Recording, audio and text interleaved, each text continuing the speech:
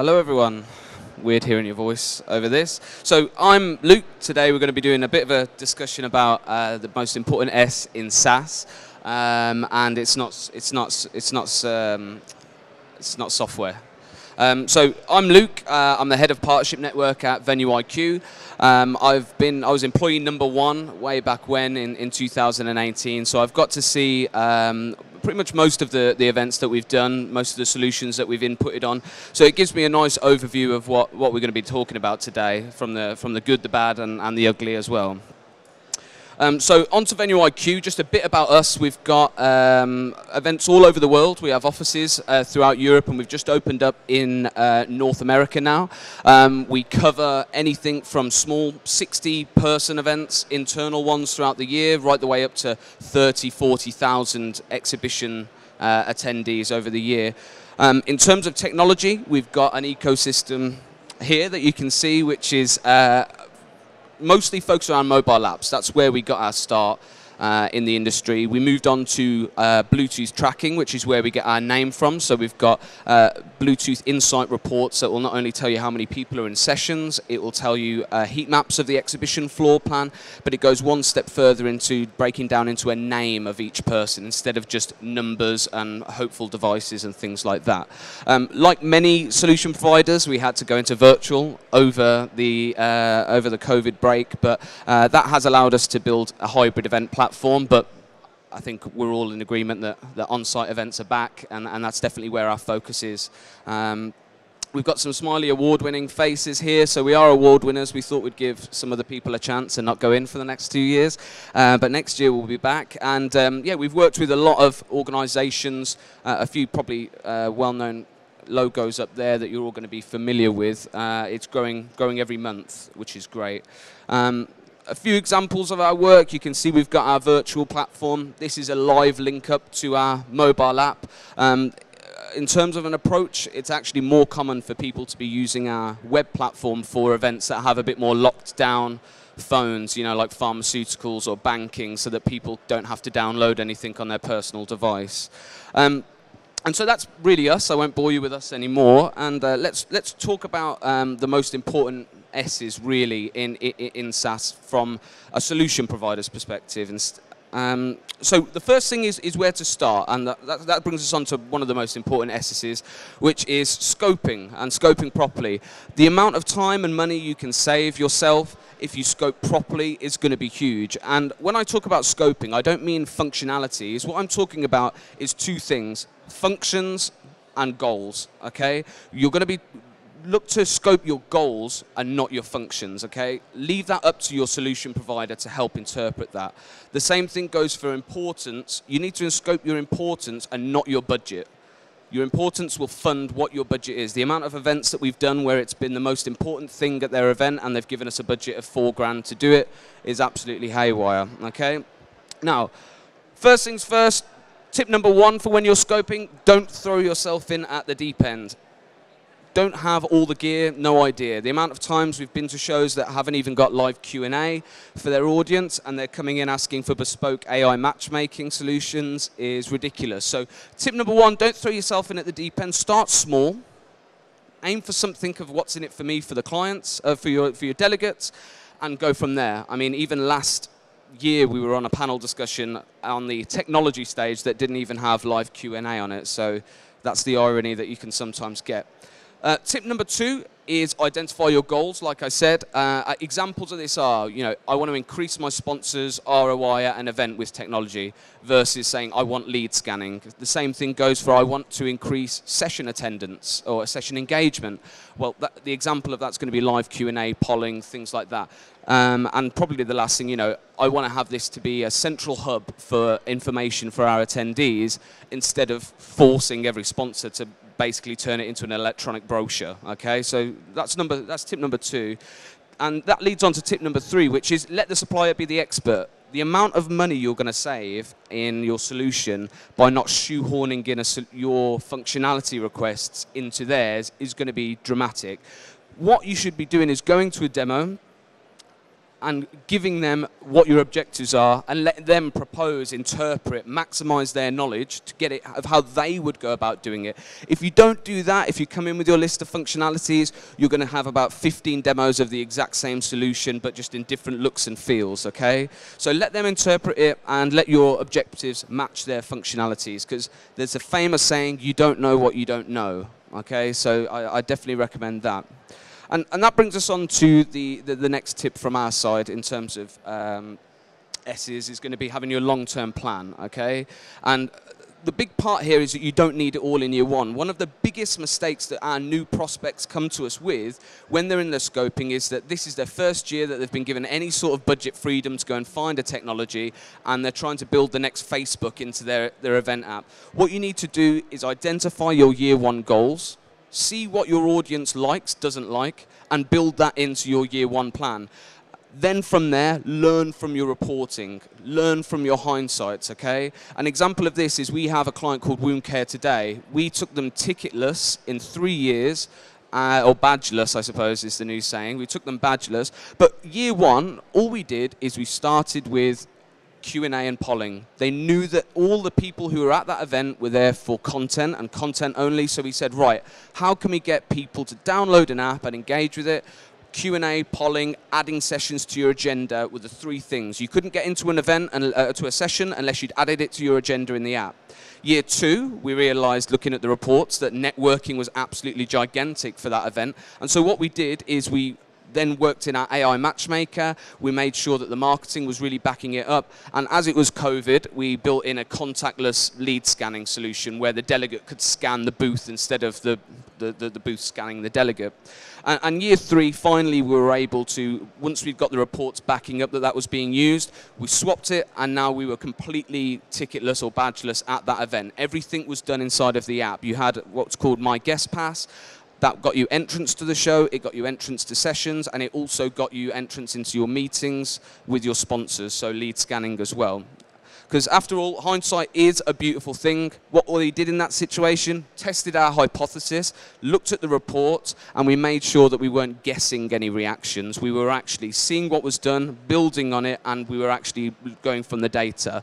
A famous saying is obviously, if we have data, let's look at data. If we all have opinions, let's go with mine. And I think that's one of the really big errors that the industry has at the moment.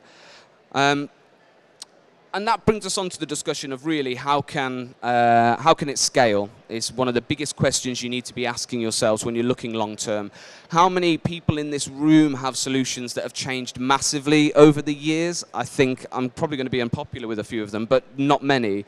You need to be going with an organization, a solution provider that's going to be able to scale with you. And by scale, I don't mean just get bigger. I mean every year when you debrief with them, they need to be able to action what you're talking about, okay? Another point that we have in software is obviously budget. Budget's key, Rishi knows that. And what you need to do for your justification of your budget is not only look at what your audience needs, but it's what you need as well. The amount of times that I've seen organizations paying a marketing director however much a year to be the most overpaid data inputter in the world is unbelievable. And that's something that you need to think. You need to think, how is this technology going to impact you, attendees, suppliers? You know, the same thing goes if you only need it to be a brochure. You don't need to go out and spend 10 grand on a brand new top-of-the-range app. You know, you can just have one for a few grand and that could be the end of it. So make sure you're not overpaying as well. Now we're coming on to sort of how to select your partner in this. So we've got our scalability, we've got our service, and we've got our scoping. Now what we're going to be looking at is basically how you're going to go about finding them. And the top tip from us is don't book 15 meetings with 15 suppliers and give them all 20 minutes of your time. You're going to get a pretty similar situation in each one of those. What we're going to be recommended is that you need to be booking probably 5 meetings for an hour. Give yourself an hour, and don't even book all 5 of them in one go. Make sure that you're you know, giving yourself the opportunity to learn from 2 or 3 demos that you've had. And then from that point on, you're going to be able to say, actually, I don't really like that kind of software. Oh, we need more meeting styles, or we need a native app. And that situation's then going to allow you to book 3 more meetings of what you actually need to see versus just what's out there. When you're selecting your partner, like I said, you're going to have some demos, and that's going to be, don't buy ever off of a slide deck. If you can't see a live version of what their software is, don't buy it, 'cause it's not real, okay? Never buy from a slide deck. Speak to your peers if you're going to be doing something like that, but what you should be seeing is a live industry version of what you're going to be using, okay? And that helps to get rid of the industry hype versus what people are actually doing in the world at the moment. Tip number 3 is going to be to use all of your knowledge. The amount of times that an organizer or an ops director is the only person who comes on a demo is infuriating to all of the departments that are out there. So make sure, if it's going to involve everybody in your organization, which all good software technically should span across that, bring everybody on here. Make sure that you're covering all your bases. Again, you don't know what you don't know. Tip number 4 is gauge the software and the service. I come onto this a bit later, but you're buying just as much into the people at that organization as you are into the service. So make sure that you're gauging the software and the service, because if they don't have an SLA, if they don't have a case study, then guess what? You're not going to have an account manager, and you're going to be stood awkwardly on site at your event when the proverbial hits the fan. And tip number 5, try and find the true cost. Event tech pricing at the moment is an absolute disgrace. You're going to be having a demo for something that probably costs about 5 times more than they've told you, because there's add-ons, there's a per sponsor, there's a per delegate cost. If you scan it on a Wednesday, it's worth twice as much as on a Tuesday. So make sure you're getting your true cost. Look for open book pricing. Our pricing's on our website for Venue IQ. We'll share it with you straight away. You should know exactly what you're getting, okay?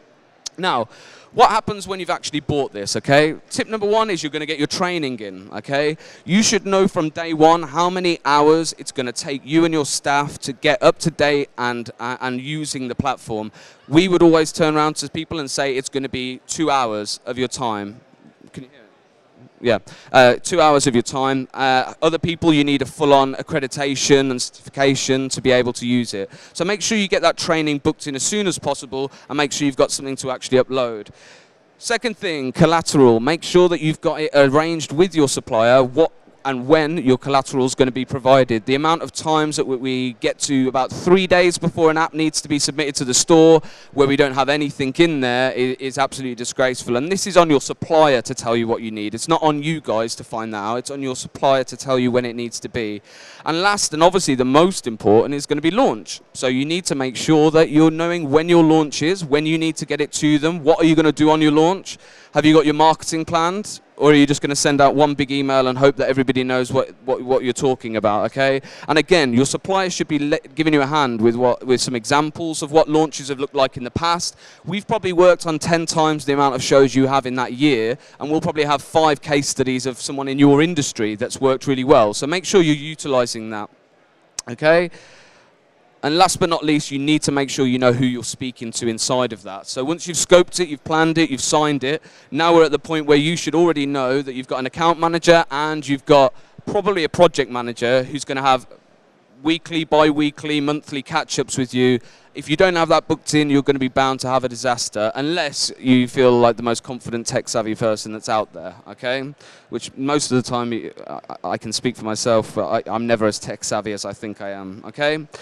And that brings us on to this. What happens when the shit hits the fan, basically? Okay, so every software is great until the Wi-Fi at the event is rubbish. Someone hasn't watched their tutorial video. There's a last-minute branding change that needs to be done, okay? Everything happens. What's the plan of action? You need to be asking your supplier, what do they do? What's their case studies? What's their processes when their servers go down or your internet goes down? You need to make sure you have that in place. And who's going to be responsible and who's going to be responsive in this situation, okay? Do you need to have on-site support?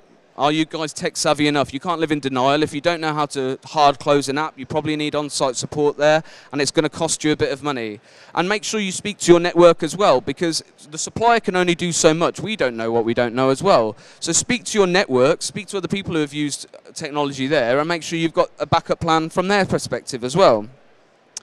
Another one, I was trying to come up with an S that would represent changes so it matched the presentation, but it doesn't, so I've just put changes. And in this, I'm talking not just about changes to your audience, it's changes that are going to happen inside your organization. If you're going to be implementing technology like Q&A, for example, are your chairs going to be up to the task of actually using technology? Have they used technology like this before? If they haven't, is the supplier going to help you? Are they going to give you a tutorial video? They probably should with how much you're paying them, but that's what should be happening. The same thing goes, are you going to use lead scanning? Yeah, is your badge printer going to be providing the QR codes? Are you going to be doing it? Are you going to be doing it in-app? Are your sponsors tech savvy enough that you can actually trust them to use it? Or are you going to have to plan a solution that will come on site and help you out with it? And the same thing goes for reporting as well. Is this going to be after the event? Are you doing it? Are we doing it? And these are all things that you need to make sure your tech provider is going to be helping you with before asking them on the day of the event to help you do it. Okay? Now, the last thing, I think I gave up on the S's at this point in the presentation, so now I'm just talking at, I think it was scope reports maybe, I think that's what I did. Yeah, it was, there we go. An S was in there somewhere. One of the biggest things that you're going to have to do with this situation is you're going to have to scope your ROI. At the end of the day, when you go back to the big boss of the company or to the sponsors and you say this app was fantastic and he goes, how? And you go, I don't know, it just felt great. You're not going to be able to spend any money on developments. You're not going to make it better. You're not going to be able to use it really anymore. So what you should be looking at is examples of uptake versus engagement. How many people downloaded it versus how many people did you send it to? How many conversations were there? How many connections were made? How many scans were there for your sponsors? When you have this ROI, what you're going to be able to do is charge big money for it. If I can prove that every person in this room used a scanner and without the scanner they didn't have a good time at the event, I'm probably going to charge them 100 quid next year. Don't tell Adam Parry I said that, but I'm probably going to charge you next year. And that's going to now be a revenue source for my technology, which means now I can have even more next year. I can spend more on development, on-site support and things like that, okay? Reports should be live and accessible. There's so many people who have come to us and said, can you send me this, can you send me that? It should be right there in front of you in the back end.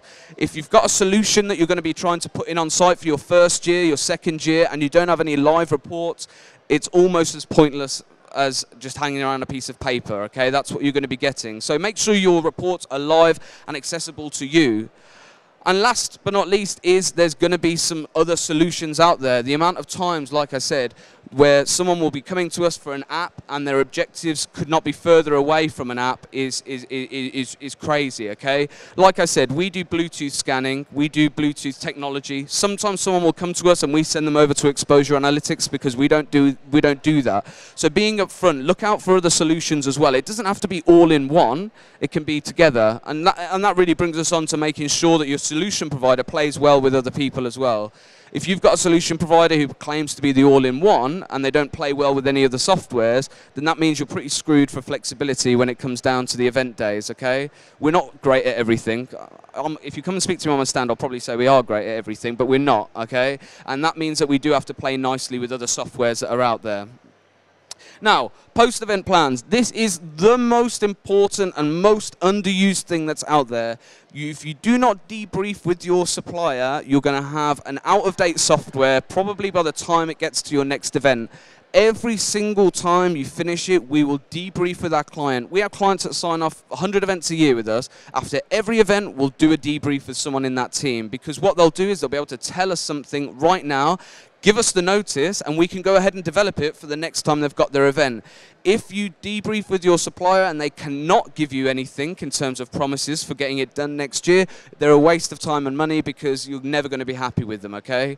No matter what they can provide you. So again, that could be in this long-term plan. When we debrief, year one, we now know what worked, what didn't work. We can build on that, we can input more, and that's going to allow us now to move forward and develop. So in other words, I don't really know what the most important S in SaaS is, but it's probably going to be scoping, let's say scaling, more scoping, and pricing as well, okay, and service. There we go. So a pretty rough walkthrough of what I think from a solution provider should be happening, but yeah, I hope that was handy and probably felt like a bit of a rant from me, but that's sort of what it was designed to be, okay? So thank you very much. Cool. Before everyone disappears, just going to run through a couple of questions that have come through. So the top one there, and I think this is common. How can you avoid when you're working with different tech suppliers from a customer's point of view, and they work kind of crossover? What's the best way to work with them so that they don't all end up blaming each other if things fall over and that kind of thing? That's a really good question. Have your one supplier that you trust. Who have you used the longest, or who's going to be the most important? Most of the time it will be your app provider or your reg provider that you're going to be speaking to about that, and I would go to the one who's the most open to discussing what their API can do. At the end of the day, you're going to be better asking your most loyal supplier, hoping you're not going after reg, app and everything all in 1 year. But if you are, then you ask one person who, if they could do an API, and most of the time they should say they'll do it for free or very little money, okay? But the only way you're going to be able to do it is to name all of your suppliers that you have, and see who can link up with others. I mean, we link up with most of the suppliers here, so the only way you're going to know is to ask, name the names, and they should be able to do a test run for you. Zapier's fantastic, so in an hour or two, if someone can do it, you'll be able to do it on Zapier. Amazing, thank you. And what is the biggest mistake that event organisers make when selecting their tech partners, in your experience? The biggest one, we're all guilty of it as well, is they go with the name. They go with who's the biggest, they go with who they think will make their board members the happiest, and so no one ends up taking any risks. We've lost a few projects over the years just because the other providers are Mr. Worldwide, you know, they can do everything, and so don't go with the name, you need to go with the solution. And the big boys can do it sometimes, but sometimes it's actually a nice mishmash of you know, lined up Ninja for your presentations, using us for the mobile app, and maybe using someone else for registration. So the biggest mistake is just going with the name. Amazing, thank you. And final question, which isn't one on the slide. If people want to find out more about Venue IQ, where can they do that? Best question from the whole thing. So we're just over by the bar area over there, stand D30, or you can find us at venu-iq.com. Lovely stuff. Thank you very much. Thank you for joining us. Thank you to Luke. Enjoy the rest of your day.